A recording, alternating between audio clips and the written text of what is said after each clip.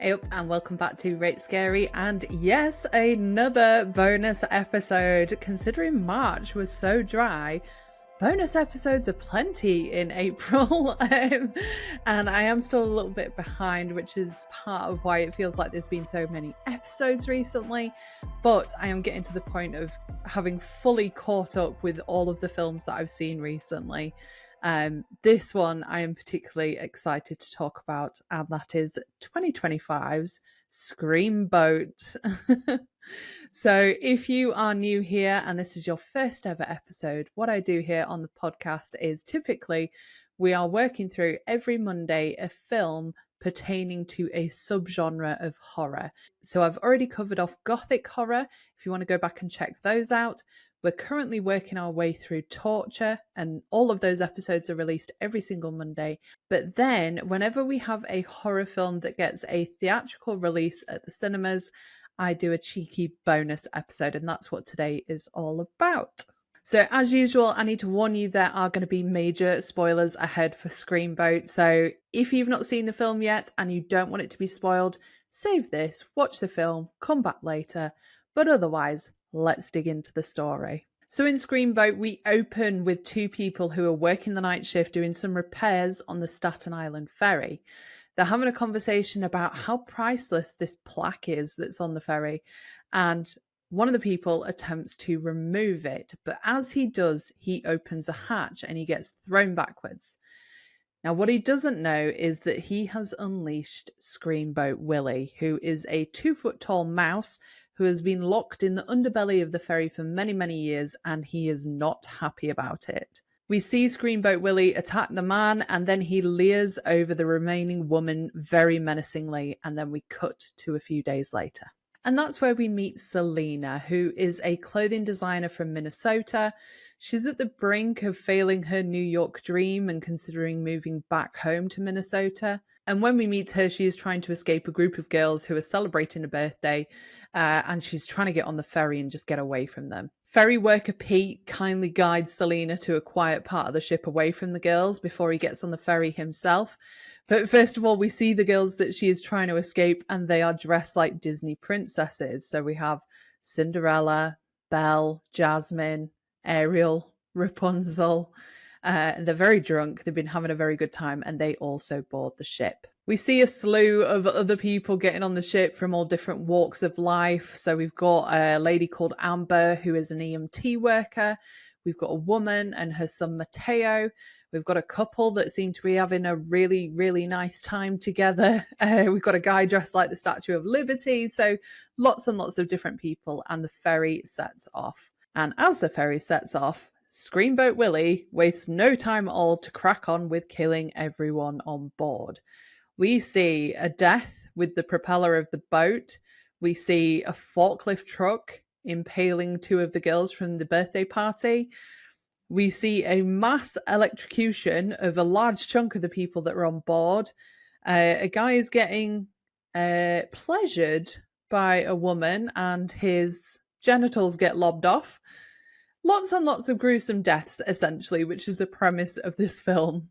And as time goes on throughout the film, we are told the story of Screamboat Willie. And that's that the ferry was run by a man named Walter, who came across a genetically modified mouse, and he felt really sorry for it, and he befriended it. It became his friend. Then Willie was left alone on the boat, and he was locked away for many, many years. We also found out that Willie had a friend, but she fell off the boat, so he was left completely alone. And now he is trying to get his vengeance. He's obviously very angry that he's been locked in the underbelly of the boat. And as more and more people are picked off by Screamboat Willie, we are left with a small group of survivors. We have Selena, the designer that we saw at the beginning. We've got Amber, the EMT. And we've got Mateo, the young boy. Unfortunately, his mother has been had by Screamboat Willie. Now, Selena's very clever. She kind of sympathizes almost with Willie because she realizes that Willie is angry and he misses his friend, who is called Minnie. She sees pictures of Minnie and she realizes that Selena has fabric on her, because she's a designer, that resembles Minnie's dress, and she comes up with a plan. She scavenges around the ship, manages to find various different objects, in order to make a costume to make herself resemble Minnie and lure Willie in. And we get a fantastic fight scene right at the end of the film between Selena, dressed as Minnie, and Screamboat Willie, where eventually she stabs him in the head and kills him and saves the day. So Mateo, Selena, and Amber all survive and the film ends. However, we do get a post-credit scene showing Minnie and Willie being reunited because apparently he didn't die and he has found his long-lost love after all, which sets it up quite nicely for a sequel. I think that's probably the shortest overview of a film I've ever given on this podcast. Normally, the premise is much more complex. There are various different elements to a plot, but with Screamboat Willie, it's very, very simple. There's lots of killing. We have a very basic storyline, and it's a lot of fun. So let's get into some of the details. Starting off, first of all, with our cast. And obviously, I am going to talk about Screamboat Willie first. I am absolutely in love with Screamboat Willie. He is played by David Howard Thornton. You might know David Howard Thornton as Art the Clown from the Terrifier franchise. He was also the Grinch in The Mean One. He was recently in Scream. So he is definitely getting around with regards to horror films. I wasn't so much of a fan of The Mean One or Scream. I am a huge fan of the Terrifier franchise. And I really absolutely loved him in this. It felt like he really found his groove, similar to how he plays Art the Clown, combining an element of campness with this really menacing character. I think David Howard Thornton is a fantastic mime because Willie doesn't speak at all. He makes lots of little noises, which we'll get onto in a few minutes, but most of the time he is just acting out what he is thinking and what he's wanting to say. And he almost comes across as lighthearted and kind of bashful in some moments in between those vicious murders, which I like because it brought some lightness to the film. And I just think David Howard Thornton is such a fantastic performer, even under layers and layers of makeup. He was so animated. His face says it all. And if his face can't do the talking, then just tiny little mannerisms that he makes as Screamboat Willie conveys what it is that he's wanting to say. The other person that I really enjoyed as part of this was Alison Patel, who plays our designer, Selena, our heroine, our final girl. She was also in the stream with David Howard Thornton. She played Sophia. And I think she's great as a final girl. I think the film as a whole is cheesy, so you kind of need your final girl to lean into that slasher cheese that you tend to get. And I think Alison does a fantastic job of that, but you can tell that actually she is a talented actor, which meant that I could really get behind her in the film. She had some comedic moments as well, which is nice to see. She wasn't taking herself too seriously, both her as an actor and also the character. And I'm really hopeful, actually, that she is going to return in Screamboat 2. I would love to see her returning as Selena and going up against Screamboat Willie again. Then we have Jesse Posey as Pete, so he's the guy that helps Selena onto the boat. Unfortunately, he does meet his demise at the hands of Screamboat Willie, so I don't think we will get him as a return in the second one. I held out hope right up until the end of the film that he was going to make some sort of miraculous recovery, because I really liked him as kind of a duo with Selena, but unfortunately, I don't think that's the case. I didn't recognize him from anything else. I couldn't really see anything on IMDb that I recognized him from either, but I would love to see him in more horror films. It seems like he had a lot of fun with the role, and I can see him probably working with this production company again in future titles. Speaking of which, the other two people that I want to mention have worked with this production company previously. So we've got Amy Schumacher, who is EMT Amber. She was also in The Mean One with David Howard Thornton. Initially, she doesn't come across as particularly likable in the film. Like, she almost seems like a bit of a bitch. But actually, as time goes on in the film, she's helping Selena out. Obviously, she makes it through to the end. So again, I'm guessing that we will probably see her return in the second one. I think it would be a shame if she didn't. And then my favourite person, aside from David Howard Thornton in this film, is Kaylee Hyman as Cindy. So the birthday girl in the group of girls that are out celebrating. You will know her as Brooke from Terrifier 2 and 3. This is Sienna's friend who unfortunately dies in Terrifier 2, but we see a dead version of Brooke in Terrifier 3 who is tormenting Sienna at the dinner table. I am in love with the way that this woman looks. I'm in love with the way that this woman acts. Like, it's so over the top, but I think she can also be quite sinister as well, based on how she plays Brooke in Terrifier 3. She plays a drunk woman fantastically in this, while not being annoying and actually being quite likable. And I just love her. I need to see her as a final girl in a horror film rather than just kind of being the friend or the sidekick. I want to see her as a final girl. So Kaylee Hyman, I have so much love for you. I think you are fantastic. Not that she's ever going to listen to this, but I'm just putting it out there into the universe.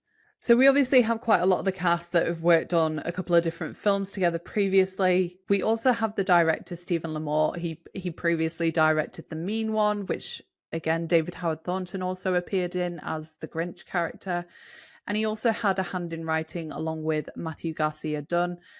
Didn't really recognize anything Matthew Garcia Dunn had worked on other than Silent Hill Ascension, but I thought they made a great pairing. I think they really struck a balance between, I mean, this is a horror comedy, and I think they got the balance right in terms of delivering on some fantastic moments of gore, but interspersing it with really light moments from Screamboat or from the group of girls who are celebrating their birthday. So it means you've got opportunity to rest in between some of those torture scenes and some of those kills. And this is definitely the type of horror comedy that I like, one that doesn't take itself too seriously. It's not trying to deliver too much of a serious message where you've got to take a learning from it at the end. It is just good old-fashioned fun. There are definitely some themes that are at the core of Screamboat, but like, it's really not a film that you need to read into too much. Obviously, we've got Willie. His story is about grief and about loss because he's finally gotten a family through Walter and through Minnie, and then he's lost them both and he's closed himself off and he becomes a monster. And his descent into becoming this villain is portrayed as a genuine tragedy. Like, we feel sorry for Willie as a part of that, as much as he is killing absolutely everyone on board. We see this evolution of a sweet character into a monster, and then kind of a bit of a resurrection as a sweet character in moments. So I think Willie's isolation is definitely a core theme in there. And then in contrast, we've got the survivors. So the people who actually survive the longest against Willie are the ones who work together and the ones who are willing to risk themselves to save one another. Because we see the people that are being killed, they either go off on their own or they're very selfish and they're only out for themselves. Whereas Amber, Mateo, and Selena are actually wanting to work together to escape the night. And then, of course, the biggest, most obvious in-your-face theme that we have at the core of Screamboat Willie is the Disney references. Like, no shit, Sherlock, this is a piss take of Disney, and I think they did a fantastic job of it. Some of it is ridiculously cheesy. We've got catchphrases in there like, it's a small world after all, and be our guest, let it go, dead men tell no tales, I want to be where the people are. Like, it's so, it's cringeworthy almost, but you forgive it because I would hope going into a film called Screamboat, knowing that it's about a killer mouse, you're not expecting a serious film, and this film is not a serious film. We've even got Willie, who is whistling songs. So like I said, he doesn't talk, but he does whistle and make little grunts and chunters around. And the songs he whistle are Take Me Out to the Ball Game, Pop Goes the Weasel, and It's a Small World. So even just in his little light comedic moments where he's having fun killing people, he's whistling these songs, very blatantly taking the mick out of some of the songs that he used at Disney rides. And actually, I've seen quite a few of the films now that exist in this, what is it called, a Pooniverse. It started off with Winnie the Pooh, Blood and Honey in 2023. Then we got a sequel in 2024 We've had a slew of films this year. So in addition to Screamboat, we've got Peter Pan's Neverland Nightmare, Bambi the Reckoning, Pinocchio Unstrung, I Heart Willie, which is another Steamboat Willie film, Popeye the Slayer Man, and Shiver Me Timbers, which is also another Popeye film. So all of these different kind of childhood stories and films that have now had their licenses come to an end and are just up for grabs. And Screamboat is one of those. I think that this is probably one of the better ones that I've seen. I've seen about half of the ones that I mentioned. And I think that's down to the fact that it doesn't take itself too seriously. It is hyper aware of what it is, compared to some of the others that are actively trying to take a well-loved tale and make it dark. And I think that's probably where they fall foul, which again takes me back to the fact that they just seem to get the balance really right in this film regarding horror versus comedy. And I think the other positive that they had on their side with this is the practical effects. Now, obviously, if you've got a team behind you that have worked on the Terrifier films, that have worked on Stream, have worked on The Mean One, we know with those films that practical effects has been front and center. And I think we had some fantastic kills in this film. One of my favourites, which I mentioned, was the fact that a guy is being orally pleasured by his girlfriend in a back room somewhere, and Screamboat Willie decides to lob his knob off. And I am not normally a fan of castration. I mean, it's great when it happens because it doesn't happen often in films, but I'm not always hoping for that. In this film, it just worked brilliantly because not only did his knob get lobbed off, but it was then pretty much used as a prop in a few scenes afterwards. Like, it just kept appearing, which I thought was hilarious. Again, another sign that it didn't take itself too seriously. They knew not to end that with that one scene. I think if I had one critique of the film, I probably would have liked it to have gone as hard as some of the Terrifier films regarding the kills. But I don't know if that's just me feeling a little bit spoiled by the Terrifier franchise and knowing how grim some of those kill scenes are, that I kind of now expect the same from this production company and also from David Howard Thornton. And surely there's only so many ways that you can kill a person, right? I mean, I shouldn't be saying that given I am covering off torture at the moment on my podcast, but surely there's only so many ways that you can kill a person. The thing that I am most curious about now, though, after having watched Screamboat, is how they are going to take it to the next level for a sequel, because we know that Minnie has returned to join Willie. Willie is severely injured. Surely news is going to get out about this Staten Island ferry disaster massacre. Like, if I lived in New York, I would not be stepping foot on the Staten Island ferry after hearing that. Like, no way at all. If I knew that there was a killer mouse, even if someone told me, oh, it's fine, the killer mouse is dead, I would still not want to get on there. That just feels a little bit cursed. So I don't know. Is he going to pop up on a different ferry somewhere? Are him and Minnie going to sail off into the sunset down the Hudson and find a different ferry that they can reside on? Maybe that's the way that these films could go. I'm not sure. And I'm also not sure if that's possible. I don't know what the situation is in New York with regards to ferries. Like, is there just that one ferry or are there numerous different ones? I would assume there are different ones, but I don't know because I live in the UK, a tiny island where our ferry goes across to France. I will wrap it up by saying I had a really great time with this film. I also want to mention as well, I went to see this film in the cinema. I booked it very last minute, and when I arrived, there was no one else in the screening. I sat through all of the trailers and the adverts on my own. So for a good sort of 25 minutes, completely alone in the cinema. And then one other person arrived and we were sat at totally opposite ends of the cinema on the back row. But in those 25 minutes while I was alone, before the adverts and the trailers came up on screen, there was no holding picture on the screen. It was pitch black, which is already very unnerving when you are a woman going to see a film at 10:15 at night on her own. But then I got freaked the fuck out because as I sat down, I'm sat quietly, like I said, there's no one else in the cinema. something scuttled by my fucking chair. I swear to God, and I thought I saw something out of the corner of my eye.